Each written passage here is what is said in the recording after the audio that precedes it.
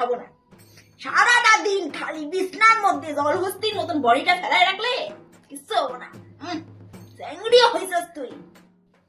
সারাটা দিন শুয়ে থাকে। এই 9টা মাস যে আমি আমার পেটে কি রাখছি, মাইয়াটা ফিরাই আমি পুতুনা রাক্ষসী রাখছি। পুতুনা।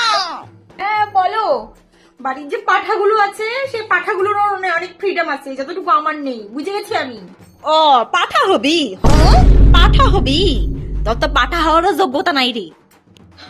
পাঠা হইতে গেলেও না মানুষের মধ্যে সহবোধ জ্ঞানটুকু থাকতে লাগে। তোর তো পাঠা হওয়ারও যোগ্যতা নাই রে।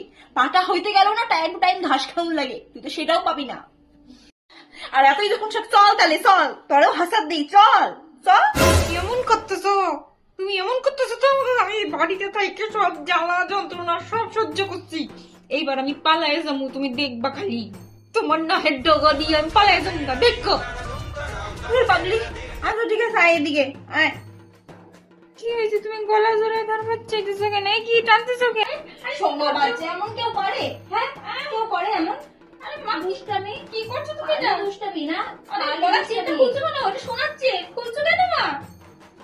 মাগো দাঁড়া বাবু দাঁড়া। আরে দাঁড়া। আরে মা কি করছো তুমি এটা? আরে কানে গুলো খুলছো কেন? আমার কান কি হবে, ফুটো বন্ধ হয়ে যাবে মা। দাঁড়া বাবু। হ্যাঁ তুমি ঠিক আছে, পালাই বাই।